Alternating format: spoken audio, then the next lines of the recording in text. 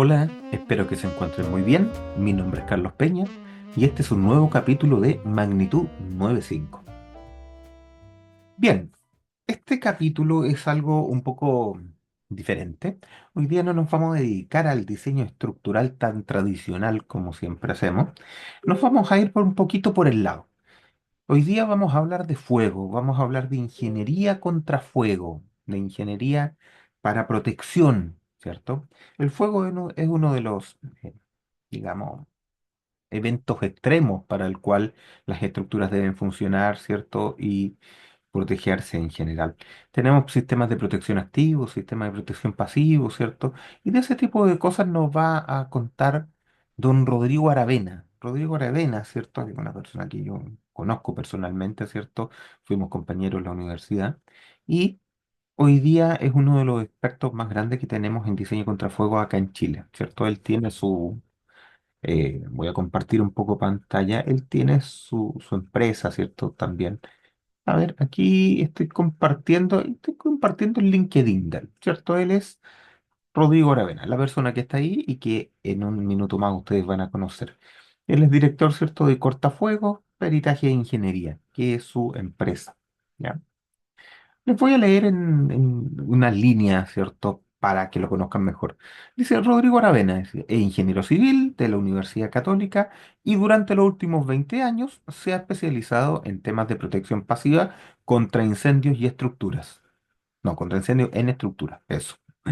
Actualmente es director de la empresa Cortafuegos Ingeniería, especializada en temas de peritajes de causa de incendio, evaluación de estructuras post-incendio y especificaciones de protección pasiva en distintas clases de proyectos. Vamos a ver durante esta conversación, ¿cierto?, que aparecen distintas ramas de la ingeniería contra incendio. Esto es particularmente importante, a mí me parece, ¿cierto? Y a lo mejor ustedes comparten esa idea que la ingeniería contra incendios es una de las grandes desconocidas que tenemos en nuestra especialidad, ¿cierto? Nosotros sabemos que el incendio molesta por ahí, que aparecen las protecciones pasivas, las pinturas intumescentes, que la ordenanza, que el F-120, el F-90, todas esas cosas que nos aparecen y que muchas veces no entendemos. De repente aparece el arquitecto con la masividad de las piezas, ¿cierto? De los elementos. Bueno, todo ese tipo de cosas tienen que ver y están relacionadas con la ingeniería contra el fuego, ¿ya? Bueno, no les doy más la lata con esta introducción y nos vamos directo a conocer a nuestro experto del día de hoy, don Rodrigo Aravena. Aquí tenemos a nuestro invitado del día de hoy, don Rodrigo Aravena. ¿Cómo está, Rodrigo? Hola Carlos, ¿cómo estás tú? Yo encantado de verte, hace rato que no te veía y encantado de la invitación también. Sí, bueno, por si acaso, con Rodrigo somos amigos, estudiamos juntos en la universidad, en la Católica, estuvimos muchos años ahí. Entonces, ahí nos conocimos. Bueno, Rodrigo nos viene a contar sobre un tema que debería ser muy conocido por todo el mundo, pero parece que no lo es tanto. Entonces queremos saber un poquito más, que es el tema del fuego. El fuego tratado en la ingeniería, ¿cierto? El fuego tratado desde el punto de vista del diseño. Yo te quería preguntar, Rodrigo, partir como yo creo que está toda la gente, que es muy parecido a cómo me siento yo, quizás, que es con una ignorancia total. O sea, nosotros sabemos que el fuego es re importante, bueno, primero porque quema todo, pero sabemos que nos aparece en la ingeniería, sabemos que nos aparece en el diseño. A lo mejor algunos tenemos la idea que en la municipalidad nos van a molestar por algún tipo de requisito, pero evidentemente esto es mucho más grande que eso. Entonces, ¿nos podrías tú contar un poquito de qué se trata esto de la ingeniería contra fuego? Dale, lo que mencionaste tenés razón en varios puntos. Es un tema que se padece harto en el mundo de la ingeniería y en el mundo de la construcción por distintos motivos, fundamentalmente por desconocimiento, pero es un tema bien complejo, ¿ya? Y acá voy a contar una especie de anécdota del tema. Yo ahora vivo en casa, pero viví muchos años en departamento. De hecho, pasé el terremoto del 2010 en un piso 16, entonces era como estar dentro de una lavadora, ¿ya? Cuando empecé a trabajar en el mundo fuego, ¿ya? Hace largos años, llevo casi 20 años en esto, una de las cosas que alguien me dijo en mis primeros años fue que, bueno, tú vives en un edificio de 16 pisos o de 18 pisos y el requisito de resistencia al fuego es lo que se llama un F-120, ¿ya? Lo cual significa que nominalmente esto podría colapsar estructuralmente al minuto 121. Y entonces vivo en un piso 16, de repente me tomaba un pisco sour o lo que sea, o tengo el sueño pesado, o alguien tomaba una pastilla para dormir, y si alguien decía, te vamos a avisar de un incendio y tenéis 2 horas para salir porque esto puede colapsar, yo de verdad me hubiese muerto de susto porque no, claramente no funciona así, ¿no? O sea, no.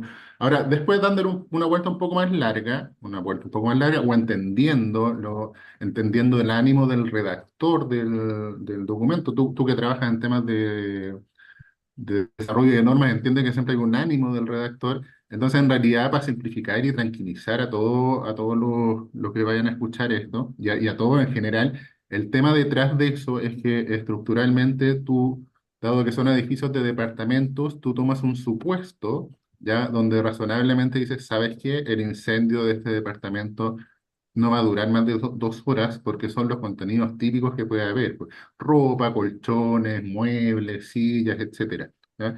Y en consecuencia no debiese durar más de 2 horas, de lo cual, si el incendio no dura 2 horas o dura menos de 2 horas y la resistencia al fuego o la capacidad de la estructura de soportar es mayor de 2 horas, lo que estás diciendo en español sencillo es que esto no va a colapsar nunca.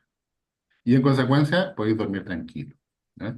Obviamente que si el incendio es en el piso de abajo o en el piso de al lado, ya no estáis tan tranquilo porque efectivamente te puede llegar el incendio, ¿ya? Y ahí surgen todo lo que son las vías de evacuación y un montón de otros aspectos relativos al tema. Entonces, claro, esa es una forma de aproximación interesante respecto al tema estructural, si uno quiere llamarlo así, que seguramente es algo que nos convoca un poco más. Entonces, en general, lo que andamos buscando o intentando es entender que hay un concepto, hay un problema atrás que es que los incendios debilitan las estructuras, ¿ya? Y que eventualmente estas pueden colapsar, ¿ya? De todo tipo, acero, hormigón, madera, lo que sea, ¿ya? Todas son afectos de distinto modo y en consecuencia hay un problema ahí. El tema detrás es que, como voy a explicar en un rato más, es que lo que hicimos como sociedad, por llamarlo así, o como grupos técnicos, fue, no solo en Chile, sino en todo el mundo, de hecho Chile fue siguiendo ese ejemplo, fue simplificar ese problema a una cuestión tan sencilla como se podía, ¿ya? Y el problema es que el día de hoy nos empezamos a dar cuenta que el problema, la simplificación del problema en sí mismo se vuelve un problema, ¿ya? Porque lo simplificamos demasiado, ¿ya? Em, eso como contexto general, ¿ya?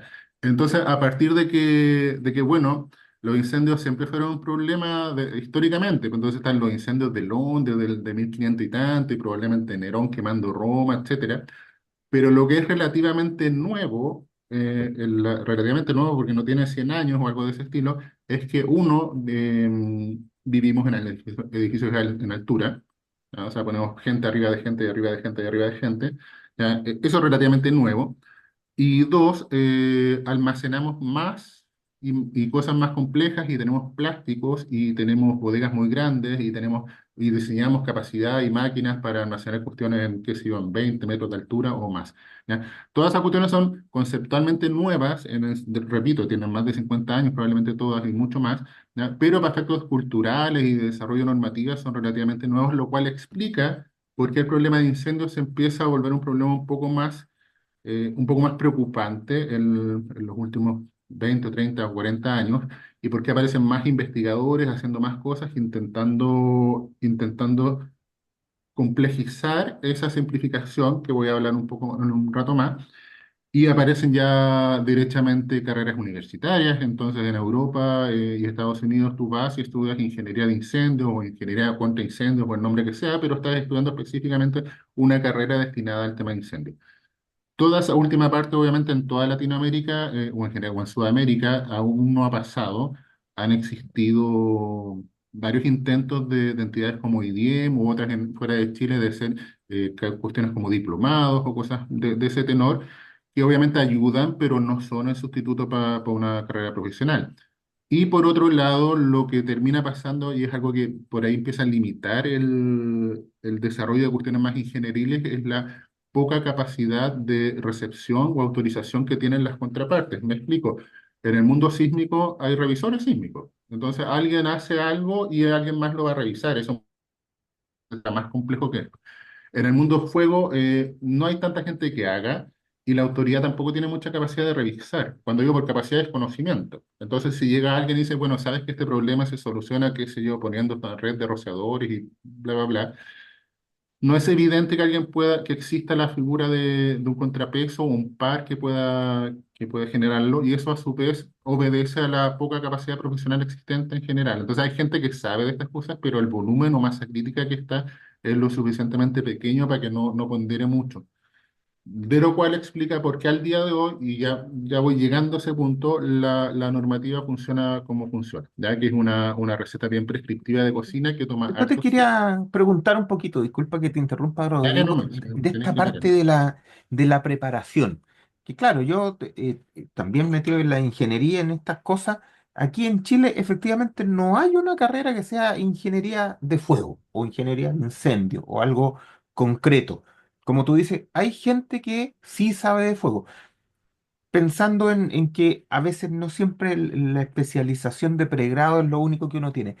¿Existen diplomados, programas certificados acá en Chile o cerquita, en Latinoamérica, que alguien pudiera tomar como para validarse de una manera relativamente formal? O sea, yo recuerdo que tú ya tuviste 20 años quemando cosas ahí en el TikTok. Entonces, claro, hay una experiencia gigante, pero si alguien quisiera estudiar esto y para formalizarse y dedicarse, ¿hay algo concreto aquí en Latinoamérica? Bueno, en Argentina ha habido varias instancias de nuevo, posgrados y o diplomados, ¿ya? En Brasil también, ¿ya? Y diría que paremos de contar, ¿ya? En Chile, como te comenté, IDM tuvo un diplomado hasta hace un rato. La Universidad Católica intentó lanzar un diplomado, pero no lo resultó, entiendo que por falta de ventas. Y al final del día, claro, es un juego bien huevo-gallina, en la medida que, claro, la entidad dice, pucha, si no tengo a quién vendérselo o los estudiantes suficientes para financiar el programa, no lo puedo hacer.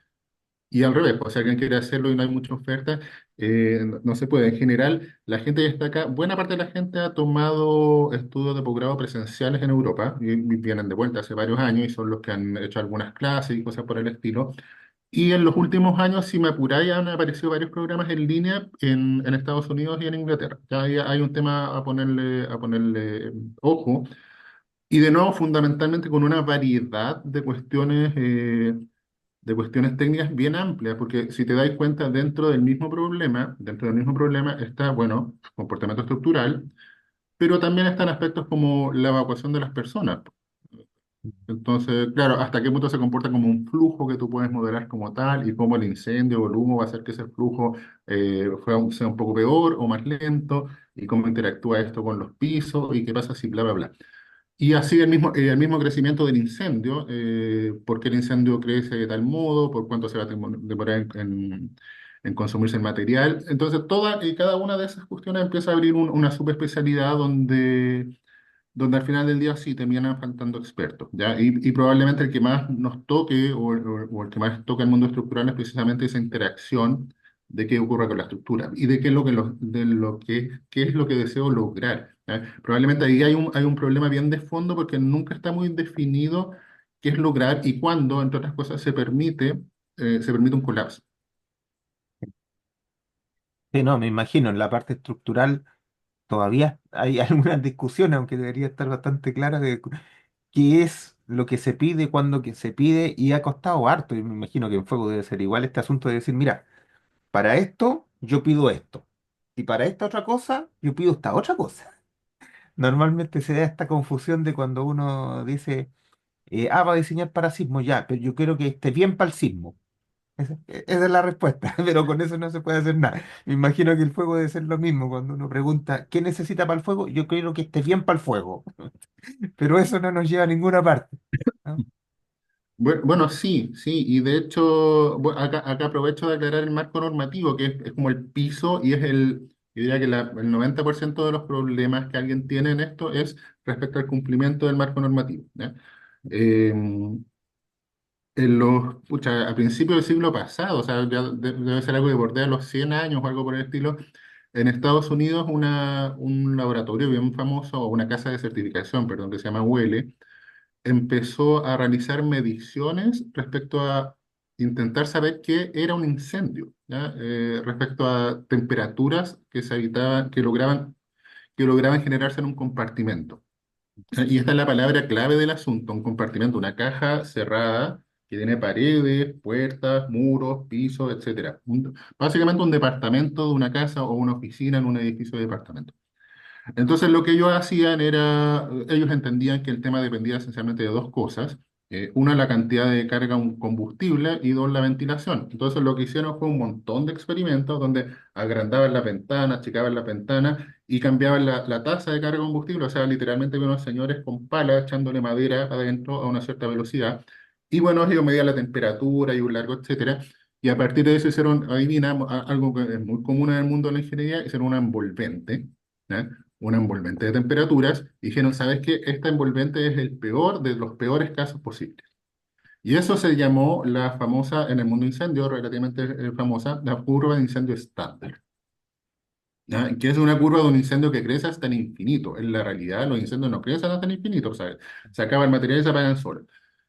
Entonces, toda o buena parte de la protección, lo que se llama protección pasiva, o sea, protección de las estructuras contra incendios, se basó en ese supuesto. Este es el incendio, ¿ya? Si te das cuenta, Carlos, de la infinidad de incendios posibles, ya nos redujimos a uno, ¿ya? Al incendio estándar. El incendio estándar, sí, exactamente, tal cual, ¿ya? Mm, Eso por un lado. Por otro lado, vino alguien de ingeniería estructural y dijo, ¿sabes qué? Yo intento hacer que los factores de uso de mi acero sean bordeando el uno, lo cual significa que, simplificando la operatoria, porque y acá me tiráis la oreja si me equivoco, lo cual significa que esencialmente está llegando a un cierto nivel de tensiones en los elementos. ¿Ya? Alguien dijo, a su vez, bueno, podemos hacer pruebas para ver cómo se comporta el acero y esencialmente alguien dijo, ¿sabes qué? Tengo una curva de descenso de la capacidad de resistencia, o sea, la tensión de fluencia según la temperatura. Entonces alguien dijo, ok, si resulta que los factores los factores de uso debiesen ser todos de este orden y yo sé que la capacidad del acero baja con esta forma, entonces está de cajón cruzar los dos gráficos y decir, hay algo que se parece a una temperatura crítica, a partir de la cual literalmente me comí cualquier factor de seguridad existente. Ya, ahora, si te das cuenta, ahí juntaste dos supuestos. ¿Ok? Juntaste el supuesto de que todos los elementos de acero están al mismo nivel de carga y juntaste el supuesto de que todos los incendios son iguales. ¿Ya? Y en consecuencia, bueno, a partir de eso es que se desarrolla un montón de, una industria de la protección pasiva donde aparecen fabricantes, estoy pues solamente pensando en estructuras de acero, imagínate que es una muestra de algo un poco más grande. Eh, Pintura intumescente, morteros proyectados, encajonamiento con placa y un largo, etcétera, de gente que demostró y validó con este nivel de supuesto. Ahora, obviamente, el tema empieza a ser un poquito distinto cuando tú tienes un galpón industrial de un piso, donde no vive nadie arriba, donde, qué sé yo, tenéis una altura a nivel de cumbrera de 11 metros, y abajo tenéis un incendio, se quemó, qué sé yo, un camión de 3 metros. Entonces, claro, el supuesto de que la temperatura es uniforme dentro de ese recinto es insostenible, no lo es. ¿Ya? De lo cual La la física no avala. claro, claro, de lo cual a pito de que vas a suponer que la columna que está justo al lado del camión está sometida al mismo incendio que la costanera que está 11 metros o 10 metros más arriba. ¿Ya? Entonces, claro, ese es, por decirlo así, el costo de la simplificación. ¿Ya? Y el costo de la simplificación en particular, en esta clase de cuestiones, se tiende a aparecer a sobredimensionamientos. Se tiende a aparecer, no siempre y no todos los casos. ¿Ya? Ahora, en la práctica también buena parte de los productos de protección suelen ser relativamente caros, ¿ya? En el sentido de significar costos no relevantes o costos relevantes respecto al presupuesto de obra. Entonces, pucha, yo no soy experto en costos, pero estas cuestiones perfectamente podrían estar entre el 7 o el 10% de un presupuesto de obra, que es caleta plata, po. La Ya, pintura de lo cual, intumescente no la quiere nadie. Bueno, de lo cual echa, esta cuestión es bien chilena, echa la ley, echa la trampa, en el sentido de que la intumescente, por ejemplo, hay un fabricante de pintura que la fabrica, entonces está con un caldero echándole dos de esto, tres de lo otro, la fabrica, la sella y se la entrega a un proveedor, a un aplicador, perdón. Y el aplicador viene y la aplica según nominalmente, y en el mejor de los casos, según un cierto espesor. ¿Ya? Pero claro, a pito de que el producto es caro, han aparecido un montón de malas prácticas en terreno que te cambian la pintura por otra, que no te ponen lo que deberían poner, y en consecuencia al final del día lo único que estáis logrando con eso es que incluso en este incendio supuesto, con todos esos supuestos que tracé, no estáis cumpliendo nada porque entre medio alguien literalmente se llevó la plata para la casa. ¿Ya? A pito de eso, por cierto, han aparecido algunas normas de inspección y cosas por el estilo que intentan solucionar todos esos temas. ¿Sí? No, aquí el tema del incendio es bien complejo. Yo te puedo contar que me tocó estar a cargo en el INN de la 427.1, que copia derechamente al ISC 360, que tenía en principio un anexo de diseño con temperatura en acero.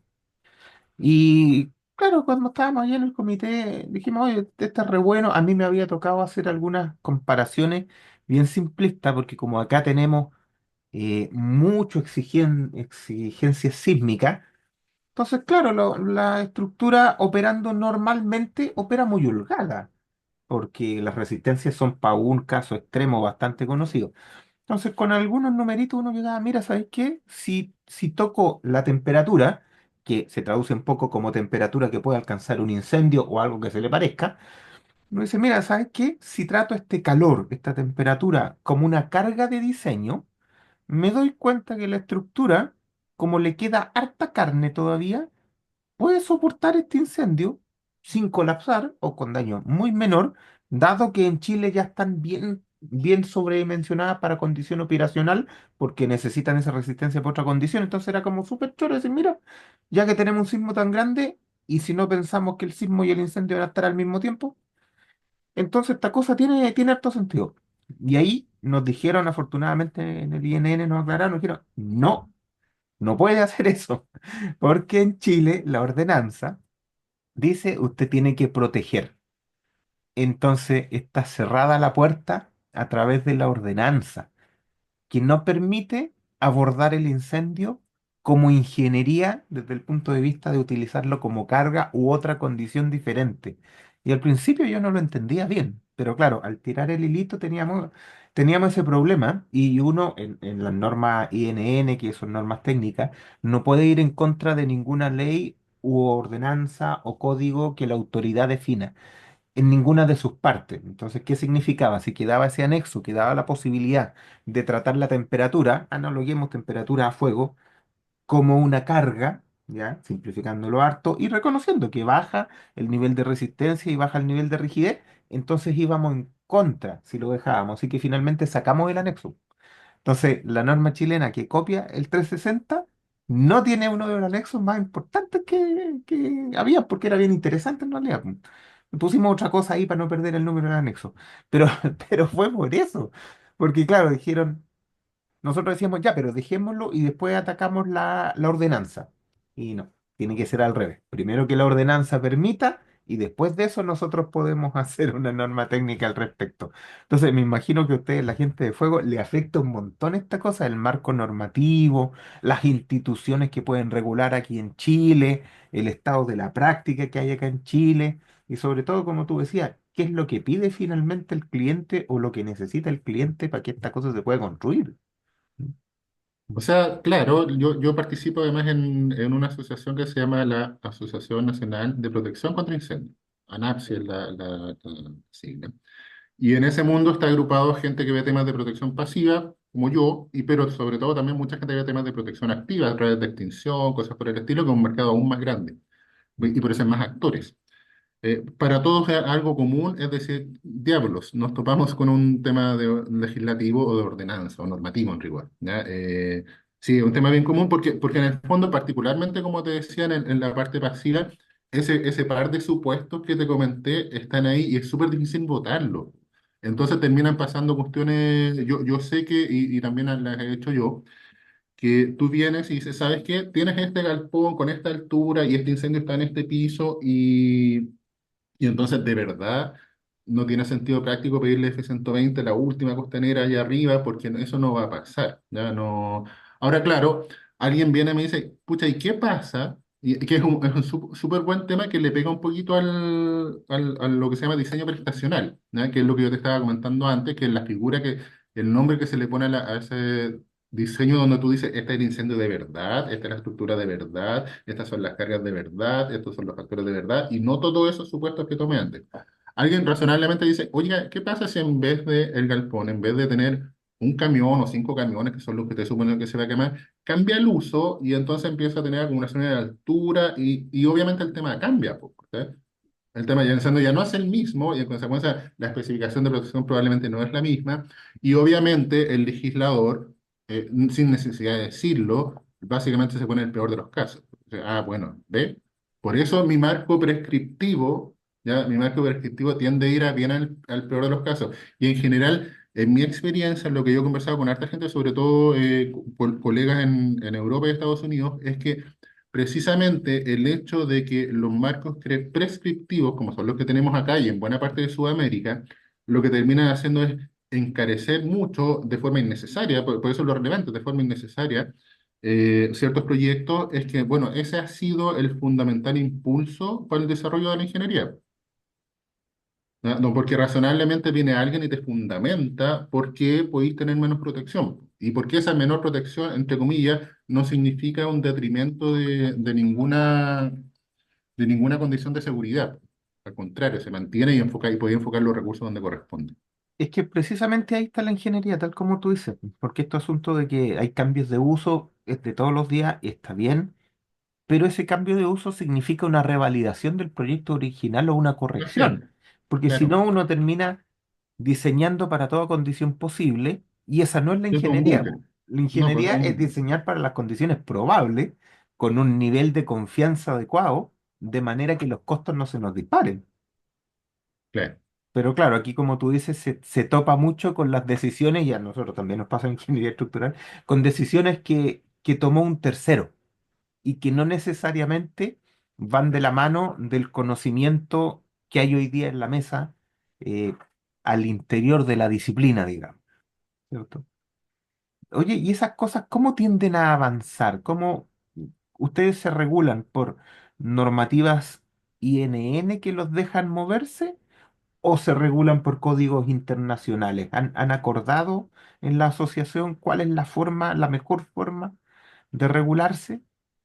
Mira, en general es lo que manda Ordenanza de Urbanismo y Construcción, que a su vez se apoya bastante en normas INN, NCH, no familia INN, y a falta de relleno, porque muchas veces hay cosas que no hay normas o que las normas están súper desactualizadas. Por ejemplo, en el mundo de los rociadores, ¿ya? Esas cuestiones que tiran agüita del techo, ¿ya? Hay una norma chilena que corresponde a una traducción de la norma gringa, NFPA 13, para el caso, y si mal no me acuerdo, es la traducción del año 2006, ¿ya? Y acá en Chile se demoraron como 8 años en traducirlo, o sea, salió como en el 2014, ¿ya? Y en ese intertanto los gringos actualizaron la norma como 7 veces, porque NFPA actualiza siempre en promedio cada 3 años, ¿ya? Entonces, de lo cual en la práctica nadie ocupa esa norma chilena en particular, pues todos se van a NFPA 13 porque es lo que técnicamente corresponde y hay un aval mucho más grande en cuanto al contenido de la norma. Entonces, en líneas generales, estáis viviendo un poquito en cada parte en el sentido que, claro, no está todo desarrollado y efectivamente en el mundo hay gente que ha desarrollado más cosas. Ponte tú en el tema madera, ¿ya? En el tema madera masiva, que se ha empezado a ocupar en el mundo hace ya 10 o 15 años de forma mucho más masiva, valga la redundancia. Hay hartos desarrollos que todavía no forman parte de la legislación chilena, hay un comité en trabajo y que eventualmente va a cubrir solo algunas de las cosas que pueden ser, y hay otras cuestiones que se van a quedar un poquito fuera. Entonces, me explico, va a haber fabricación acá, o ya hay fabricación acá de CLT, de lo cual prontamente van a haber edificios de CLT, ¿ya? Y el tema fuego seguro va a ser uno de varios temas a resolver ahí, o intentar resolver. Entonces, claro, hay hartas cuestiones donde termináis siguiendo al estado del arte técnico como a falta de que la normativa te pueda completar. Sí, hay hartos vacíos en el tema de la madera recién. Nosotros estamos abriéndonos un poco al diseño más formal de edificios de mediana altura y esas cosas. La madera Mm, le ha costado entrar como estructura, se ha quedado un poco más como arquitectura. mm. Le ha costado un Y poco. bueno, y es todo un mundo, pues, empiezan a cobrar mayor relevancia los profesionales que saben más, que de nuevo, como en todas las clases de cuestiones, tienden a ser pocos, ¿ya? Se tienden a ser pocos, son grupos de, no sé, 10 personas o algo por el estilo, donde todos se conocen entre sí, lo cual está súper bien, pero cuando quería empezar a hacer más y más cosas, te empezaba a quedar corto. Sí, pues, no, hay harto problemas con la gente. Oye, y me gustaría pasarme un poquito a otros temas, unos temas que quizás más personales que me gustaría preguntarte. Una cosa que yo siempre pregunto y lo tengo aquí anotado. Así, ¿Qué, qué es lo que te hubiera gustado saber cuando empezaste tu carrera? ¿Qué te hubiera gustado que te dijeran al principio de tu carrera, cuando empezaste en este camino de los incendios, del fuego y todas estas cosas? Bueno, yo llegué súper de accidente al mundo fuego. Yo cuando egresé de la universidad me fui a trabajar en una constructora. Entonces trabajaba, hacían casas en Papudo, entonces estaba como bien lejos de Santiago, incomunicado, era bonito el lugar, etcétera. Y después de casi un año, por distintos motivos, dije, ¿sabes qué? No me siento bien acá, esto no es lo mío, y ya. Y después vi el aviso que sacó en ese entonces el DICTUC y llegué a la unidad de fuego. ¿Ya? Y ahí fui aprendiendo un montón de cuestiones, casi todo lo que se lo aprendí ahí, después seguí estudiando por mi cuenta. Yo, ¿sabéis qué? Eché de menos y es algo que notaba el entusiasmo de la gente que se iba involucrando en la medida que te dabais cuenta que estaba lleno de opciones y subopciones, que ahí todas como bien conceptualmente distintas. Entonces, yo ya estando dentro del barco, claro, había gente que se iba a capacitar en algunos software especializados en diseño estructural contra incendios, ¿ya? Y ahí esa es una arista. ¿Ya? Otra gente que buscaba o se especializaba en ver cómo diablos era que el incendio crecía, ¿ya? Cómo empezaba a crecer, qué reglas seguía, cómo interactuaba eso con la construcción, etcétera. Había otra gente, como te decía antes, que se dedicaba a ver modelos y esquemas de evacuación y todo eso a su vez estaba acompañado y en eso fui súper afortunado por mi parte porque el hecho de haber trabajado en el DICTUC era esencialmente trabajar al lado de la católica, o sea, entonces de una entidad que buscaba conocimiento, entonces siempre estaba ahí como pegado a estar bien en la punta en el sentido de estar leyendo papers o cosas por el estilo. Así que por ese lado yo diría que sí, que hay una complejidad y que hay un espacio por lo mismo de una carrera bien entretenida. Y que en realidad también, obvio, en el mundo hay instancias internacionales, estoy pensando en la SFPE, que es la Sociedad de Ingenieros de Protección contra Incendios, que publican cuestiones súper choras, entonces a mí me mandan la revista y estoy varios días pegado leyendo y hacen cursos y cosas así. Entonces, un mundo bien técnico y que además conversa, en mi caso particular, con un ala más de construcción o estructuras, que es lo que yo también estudié. Entonces, es como cuestión bien pegada, bien satélite. En suma, requete entretenido. Súper bien, pues.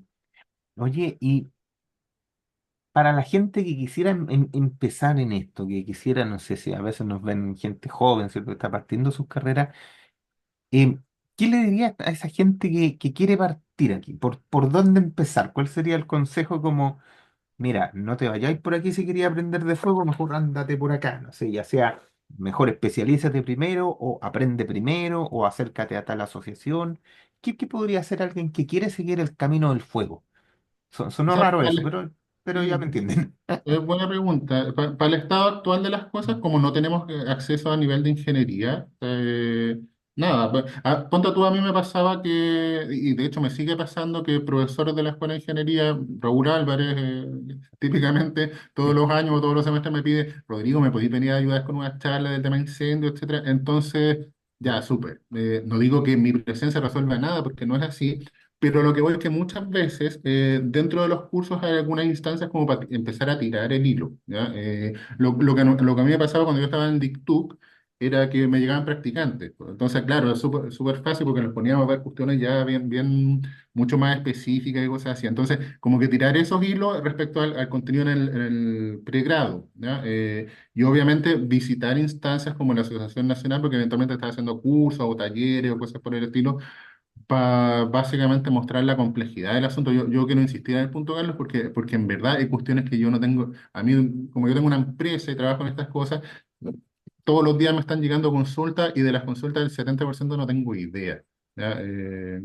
Porque me quedan súper ajenas. Pues. Entonces, claro, alguien me pregunta sobre sistemas de extinción o sobre ropa ignífuga y cuestiones así. Algunas sé más y otras sé menos, y en general el promedio de las que puedo responder son las menos, porque lo mío es bastante específico dentro de lo específico ya que es el tema incendio. Entonces, claro, hay un campo bien grandote. Eso es importante que además subconversa o conversa con otras cuestiones. Pues entonces, pucha, no sé, hasta un ingeniero hidráulico entra súper bien en el tema de redes de extinción porque conoce un montón de conceptos que se requieren. Oye, y pensando, yendo dentro de todas las subespecialidades que hay aquí, yendo a la ingeniería estructural contra incendios, ¿cómo se maneja? ¿Cómo entiendes tú que esta cosa funciona? ¿Cómo se lleva? Porque claro, hoy día hay bastante información de cómo tratar la temperatura o el incendio como una carga. Pero ¿cómo la abordan ustedes? ¿Con software? ¿Qué cosas más o menos se hacen? ¿Cómo es el arreglo que tienen internamente para llegar a poder definir si una cosa anda bien o no? O sea, de nuevo, obedece al mismo tema que te comenté al principio, que siempre tienes que abordar desde el foco de vista normativo las simplificaciones que comenté delante, ¿ya? Porque esas tenéis que cumplirlas sí o sí, y si eventualmente por el motivo que sea no se cumplen, tenéis que poner un disclaimer gigantesco, porque claro, eventualmente hay implicancias y responsabilidades legales después. Eso por un lado.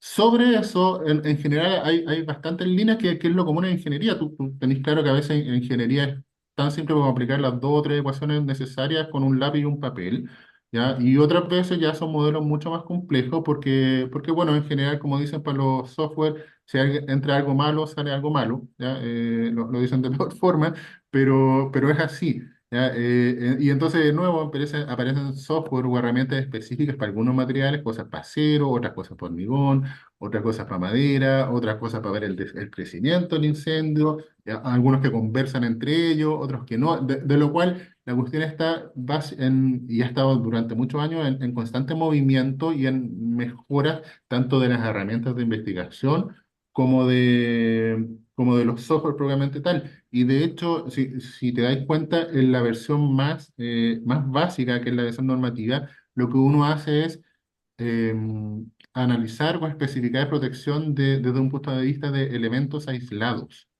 Sí, ¿Ya? Entonces, claro, yo protejo una columna, o protejo una viga, o protejo un deck, o algo por el estilo, pero la interacción entre esas cuestiones está como de nuevo bien fuera de todos los supuestos que tomamos, y obviamente ya aparece un montón de investigación y cosas así, me dice, ¿sabéis que las conexiones apernadas se comportan así, y esta otra así, y estos son los factores? Y son cuestiones que al menos de momento, no están contenidas en los estados normativos de casi ninguna parte, ojo. ¿Ya? O sea, en esa parte es fácil decir, pucha, la legislación chilena, bla, bla. No, no están así. ¿Ya? Incluso los códigos más desarrollados no tienen tanto, pero sí son un poco más abiertos a formas de cálculo que vengan de afuera. claro. O sea, aquí en Chile tenemos, y como tú dices, no solo en Chile, sino que parece que es bastante transversal, la costumbre de proteger el elemento, el palito, la columna, la viga, como tú dices, pero no irnos más a un detalle de cómo interactúan todas esas cosas juntas, sino más bien ir a estos catálogos que tiene, creo que era el ministerio el que saca ese librito que dice cuánto tiene que tener, qué F tiene que tener cada cosa de estas, ¿cierto? Sí, esa es la ordenanza de urbanismo y construcción. Claro, que finalmente eso es lo que uno ve, pues dice, mira, esto tiene que tener F90, esto 120 y así es la vida nomás. Sí, pero ojo, ahora, después de todo lo que comenté, debiese quedar más o menos claro que el que pone esa regla en general tiende a tirar el tejo pasado, en el sentido que pide más, po, no, porque claro, no podría ser al revés. Mm. Oye, ¿y los estudios de simulación de incendio no son válidos como para llegar a algún resultado más razonable y coherente aceptado por la normativa? Porque yo me imagino que sí se puede hacer el estudio, pero de ahí a Sí, que ese estudio sea aceptado para aplicación, ¿eso se puede o todavía es el- un no, tema? en la legislación chilena no. ¿Ya? Sí han habido casos de proyectos donde donde no era evidente que la legislación chilena fuese aplicable. ¿Ya? Por Ya, ejemplo, un aeropuerto. ¿Ya? Uno era, oiga, pero ¿cómo? Es que, pucha, justo pasaba que la familia aeropuerto no estaba en el documento, entonces uno podía, entre comillas, asimilarlo como otra cosa. Y ahí en casos como eso, yo he visto súper buenas experiencias de alguien que viene y hace modelos de incendio y se sabe que en estos 3 o 4 escenarios que vimos, la temperatura acá arriba en las vigas va a ser tantito y en consecuencia el nivel de protección ya no es el mismo F-120, sino que usted puede bajarlo a F-100. Estoy inventando todos los números, se claro. entiende, pero claro, hay un proceso de cierto cálculo detrás. No, claro, yo estoy pensando siempre en la coherencia de conjunto. Así Así es. Y como, eso tendría que empezar a crecer en cuanto a aceptabilidad, fundamentalmente, por 2 cosas. Sino porque en verdad esas cuestiones están demostrándote que la disminución de una especificación no implica pérdida de seguridad, ¿ya? Y que de hecho esa plata la podéis gastar en otra cosa. Y segundo, porque se empiezan a volver un poquito más masivas cada vez. O sea, ya es más fácil, ya vienen, ya no hay un software, hay dos, o hay un software que ahora interactúa con, qué sé yo, con el ETAPS, o vaya uno a saber qué. ¿Ya? Entonces esas interacciones están, no, yo no diría en pañales, pero se están siempre moviendo. que tiene todo el sentido del mundo, porque si esto se hace un poco más barato, la gente va a tender a usarlo más también. O Así sea, es. y si hace más razonable, por ejemplo, como tú dices, si tengo la columna del primer piso con F-120, tener el techo a F-120 también no parece que cuadre. O sea, uno dice, quizá el techo tiene un poco desde menos importancia, que le llega menos calor, y por último, no quiero que sobreviva lo mismo que la columna. No, no es igual. Claro, exactamente. Entonces, Son consideraciones distintas. claro, hay cosas que chirrían mucho. Oye, qué bueno haber conversado estas cosas porque así nos vamos con un barniz un poco mayor de qué significa esto. Yo, en mi experiencia personal, como te comentaba antes, la gente sabe muy poco de fuego, sobre todo de que hay una ingeniería de fuego, que no es solamente, voy a aterrizarlo mucho, la plancha o el canita contra la columna, ¿no? Sino que hay más cosas en esto. Oye, algo que no te haya preguntado, pero que te gustaría contarnos. Sabéis que es relevante en el sentido de decir que esta cuestión siempre se está moviendo, ¿ya? Y entonces el mismo INN de momento debe tener por lo menos 3 o 4 comités de normas de temas afines al par de cuestiones que conversamos acá, ¿ya? De lo cual la necesidad de estar como un poco atento con la oreja como captando señales en el sentido de decir, sabéis que esta cuestión está acá y esos grupos a su vez tienden a reunir a ciertos expertos del tema, ¿ya? Entonces, como son además grupos de participación libre, o sea, el que quiera pueda ir, ¿ya? Son primero una buena instancia para conocer el estado del arte de las cosas y segundo una buena instancia para conocer o entender quiénes son los expertos, por llamarlo así, o los principales actores técnicos detrás del asunto. Entonces, claro, como para la comunidad más especializada en temas estructurales, ahí hay una buena forma de acercarse, porque efectivamente a mí me consta, yo le decía a Carlos que de cada 10 llamados que me entran, 7 son cosas que no tengo idea, que sí, están en el mundo fuego, pero yo no tengo idea. Bueno, los otros 3 normalmente son casos de alguien que presentó un proyecto a la dirección de obras y al final del día alguien dice, ups, necesita protección contra el fuego. ¿De qué hacemos? ¿Ya? Entonces, claro, ahí saben un montón de aristas técnicas y todo eso. Excelente, pues. Muchas gracias, Rodrigo, por tu tiempo. Y bueno, esperamos tenerte nuevamente por acá en nuestros video podcasts sin auspiciadores todavía. Para vernos. Bueno, nos vemos entonces en una próxima ocasión, pues. Chao, Yo chao. encantado, Carlos. Hemos terminado nuestra conversación con Rodrigo Aravena, uno de los mayores expertos en diseño contrafuego que tenemos acá en Chile. Se conversaron varias cosas y como ustedes vieron, el diseño contrafuego es bastante extenso, tiene varias especialidades. Aquí en Chile no hay tantas maneras de especializarse, pero como dice Rodrigo, hacia afuera y con todo esto de la educación online, ha empezado a crecer y ahora sí hay lugares donde uno puede encontrar conocimiento. Entre paréntesis, yo les voy a mostrar aquí algunas bibliografías, algunos documentos, ¿cierto? para quien quiere meterse en este asunto tenga más o menos por dónde partir nomás. Ya nada más que eso. Voy a compartir aquí mi pantalla. Por ejemplo, uno de los documentos más tradicionales, ¿cierto? Casi en desuso ya, pero sigue siendo de los tradicionales, es este, ¿cierto? De AISC. Es de descarga gratuita, así que lo puede obtener cualquier persona. Y aquí usted puede encontrar un inicio, ¿cierto? Con esto usted puede darse una buena idea de cómo y para dónde va esta cosa del diseño en ingeniería contra el fuego, ¿ya? A nosotros aquí nos interesa sobre todo el diseño estructural contra fuego y por eso le voy a mostrar varias cosas más. Tiene también la guía 19 de la ISC, ¿ya? Que también se dedica a el tema de la resistencia al fuego. Aquí dicen steel frame, ya claro, porque es AISC. Unos documentos que yo no puedo dejar de mencionar, porque en realidad creo que muchas veces son mejores que los norteamericanos, son los eurocódigos, ¿cierto? En particular hay dos eurocódigos que vale la pena mirar, ¿cierto? El Eurocódigo 1, parte 1.2, ¿cierto? Que dice acciones en estructuras expuestas al fuego, ¿cierto? La verdad es que son documentos bastante completos, ahí se los dejo para que usted los mire. Y el segundo, que es ya directamente el Eurocódigo 3, que es para estructuras de acero, y también su parte 1.2, que es el diseño estructural contra fuego. O sea, esas dos cosas ya por sí solo nos podrían permitir hacer ingeniería en estructuras de acero contra fuego, directamente. Bien. Otras cosas que conviene conocer, ¿cierto? También está el manual o el reporte ASCE 138, que es un documento completo que tiene que ver con diseño estructural contra fuego, ¿ya? Bueno, cada uno podrá conseguirlo como mejor le parezca, pero es un documento ASCE, por lo tanto es bastante completo y bastante compatible con toda nuestra forma de trabajar acá en Chile y en general en Latinoamérica.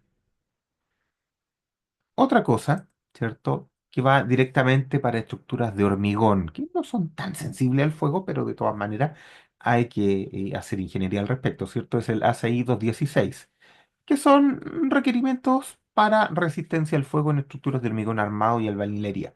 Ya, este es un documento relativamente corto, pero ahí está y usted puede también abordar el diseño de ingeniería contra fuego con este documento.